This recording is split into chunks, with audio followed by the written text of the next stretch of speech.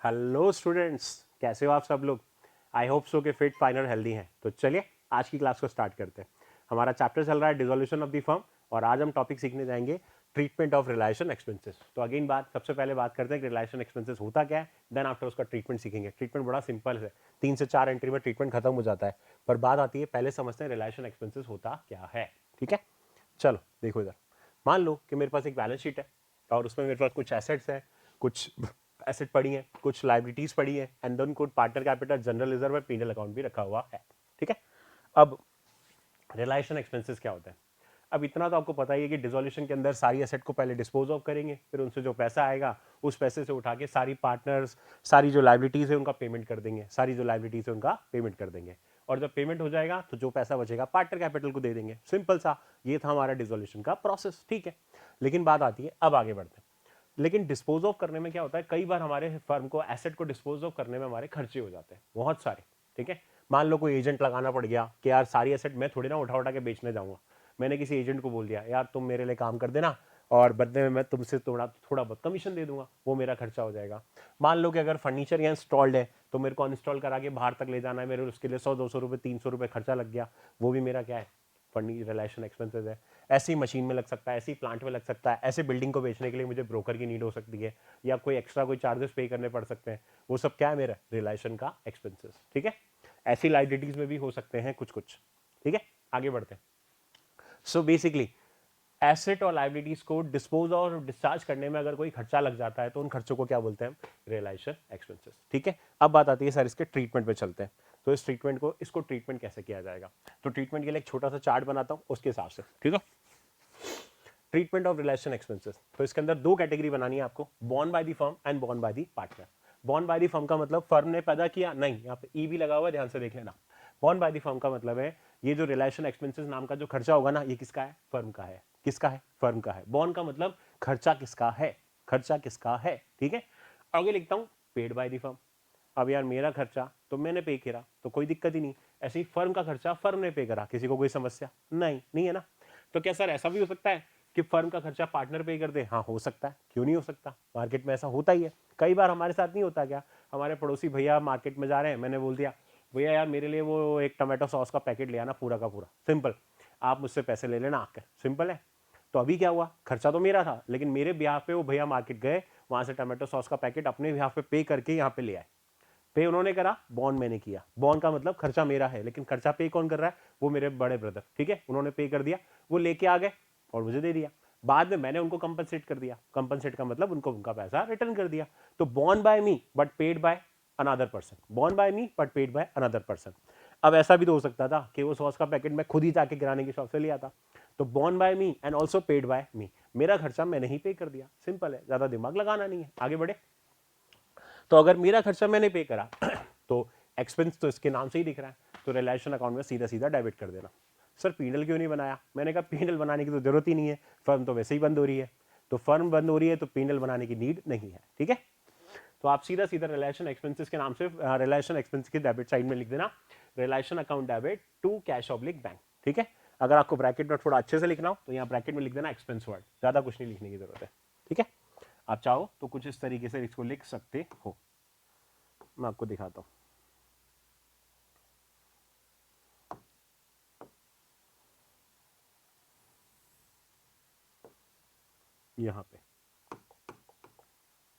यहाँ पे ऐसे जो भी एक्सपेंस हो वो यहाँ पे डेबिट हो जाएगा टू कैश ऑब्लिक बैंक। भैया मेरा खर्चा मैंने ही पे करा, ठीक है, फर्म का खर्चा फर्म ने पे कर दिया। लेकिन अगर फर्म का खर्चा पार्टनर पे कर दे तो, फर्म का खर्चा पार्टनर पे कर दे तो, जैसे मेरे सॉस का पैकेट किसी पड़ोसी भैया ने पे कर दिया था और बाद में मुझसे ले लिया, ऐसा हो सकता है कि नहीं हो सकता, हो सकता है। पार्टनर पे कर दे तो लेकिन खर्चा तो फर्म का ही है ना, फर्म का ही खर्चा है। ठीक है, तो रिलेशन अकाउंट तो डेबिट होगा ही होगा, ये तो कंफर्म है, मतलब ये सिमिलर टॉपिक यहाँ आ जाएगा, कोई दिक्कत नहीं है। लेकिन साथ साथ अब अगर पार्टनर ने पे करा है तो फर्म ने तो पैसे दिए ही नहीं, फर्म ने तो पैसे दिए ही नहीं, तो कैश या बैंक यहां तो आ सकता है लेकिन यहां पे नहीं आ सकता।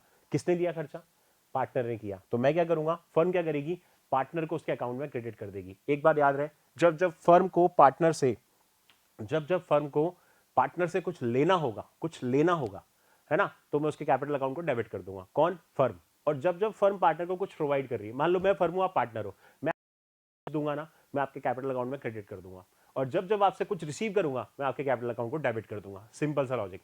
अब अभी खर्चा तुमने किया तो तुम मुझसे मांगोगे नहीं मांगोगे? बिल्कुल मांगोगे। तो इसका मतलब मैं रिलेशन एक्सपेंसेस के पैसे मैं तुम्हें देने वाला हूं, इसीलिए मैं तुम्हारे कैपिटल अकाउंट में क्रेडिट कर दूंगा। सर ये कंसर्न क्यों लिखा है? कंसर्न का सिंपल मतलब है कि सारे पार्टनर को डेबिट या क्रेडिट नहीं करना है। यहाँ पे उसी पार्टनर को करना है क्रेडिट जिस पार्टनर ने एक्चुअली में खर्चा किया है। ए ने किया तो ए का नाम, बी ने किया तो बी का नाम। ठीक है, आई होप सो कि क्लियर है। आगे बढ़े तो bond by firm and paid by firm, realisation to cash bank. लेकिन अगर पेड बाय फर्म नहीं होके पेड बाय पार्टनर हो जाए तो realisation to concern partner capital account. Simple. ठीक है, आगे बढ़ते हैं। अब बचा है बॉन्ड बाय पार्टनर। सर ऐसा भी हो सकता है कि बॉन्ड बाय पार्टनर हो जाए? मैंने कहा हाँ बिल्कुल हो सकता है। कैसे हो सकता है? मैंने कहा इधर देखो, बॉन्ड बाय पार्टनर कैसे हो सकता है।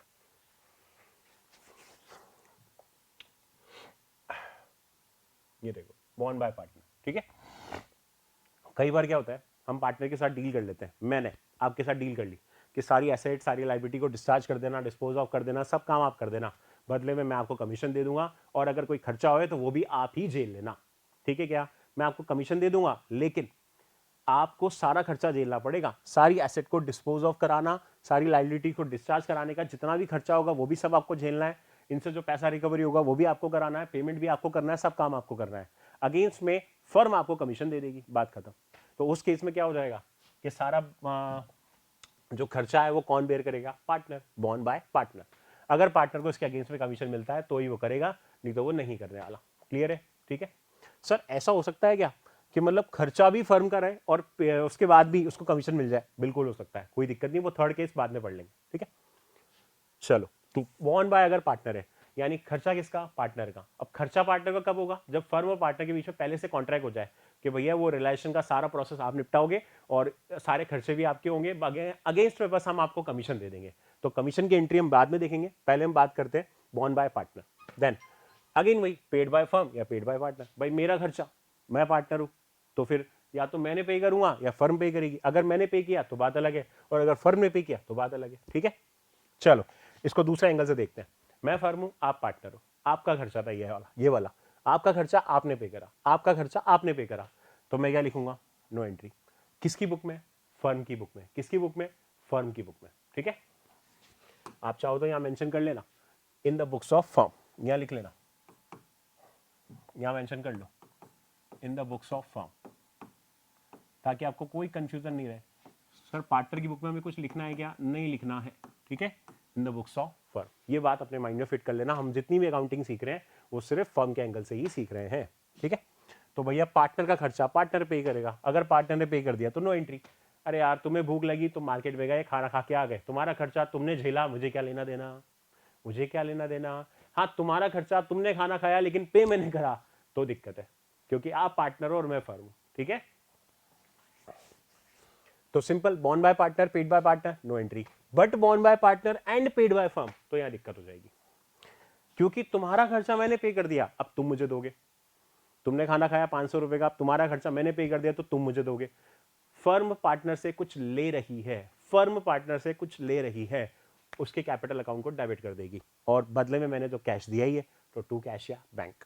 ठीक है, कंसर्न पार्टनर का मतलब फिर से वही कि भैया जो पार्टनर ने, जिस पार्टनर के लिए एक्चुअली फर्म ने खर्चा किया उसी के बारे में बात होगी, सबके बारे में बात नहीं हो पाएगी। ठीक है, अब ये सब होता कब है? ये सब फ्री में तो होता नहीं है। ये जो बॉन्ड बाय पार्टनर करने का खर्चा तभी होगा जब कमीशन मिलेगा उसको, तो कमीशन के लिए मैंने अलग से ब्लॉक बना रखा है। बॉक्स देखो, ये देखो, if commission is payable to dispose of the asset and discharge the liability by partner for the firm, then लिख देते हैं यहां पे,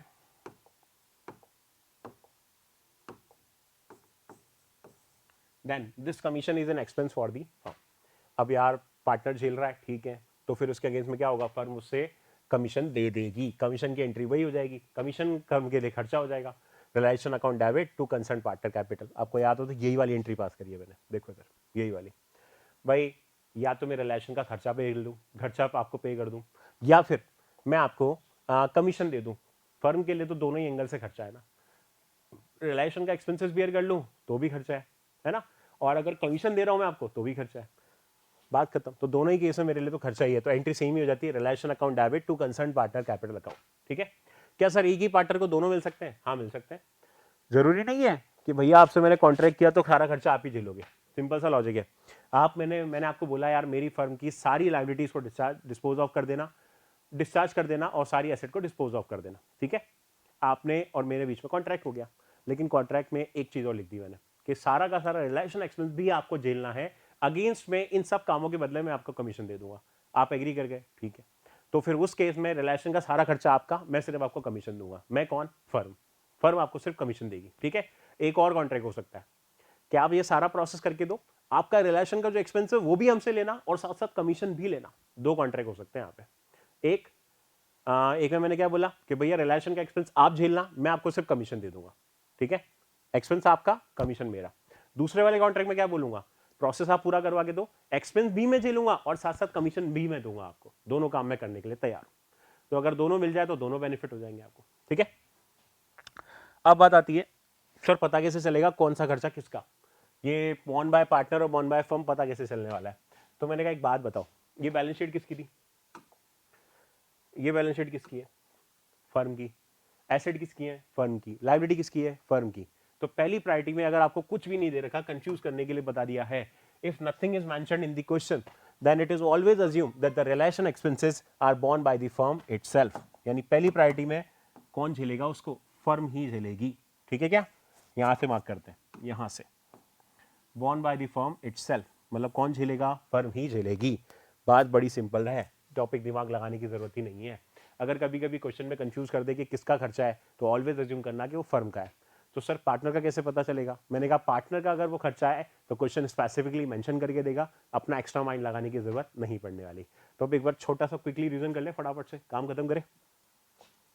ठीक है, फटाफट देखो, ट्रीटमेंट ऑफ रिलेशन एक्सपेंसेस। सबसे पहले ये चेक करो कि फर्म का खर्चा है या पार्टनर का है। फर्म का खर्चा है, फर्म ने ही पे करा है, तो रिलेशन टू कैश है बैंक। फर्म का खर्चा है लेकिन पार्टनर ने पे करा है, तो अब क्या करेंगे हम? फर्म पार्टनर को बाद में रिम्बर्स कर देगी, बाद में पैसा दे देगी, तो realisation to concern partner. Sir realisation debit क्यों हुआ? क्योंकि खर्चा तो फर्म का ही है ना, इसीलिए हुआ। ठीक है, हाँ पेमेंट में बाद में दूंगा लेकिन खर्चा तो मेरा ही है, तो टू कंसर्न पार्टनर। अब ये कंसर्न पार्टनर वो पार्टनर होगा जो एक्चुअली में खर्चा कर रहा है। आगे बढ़ते हैं, दूसरा आता है बॉन्ड बाय पार्टनर।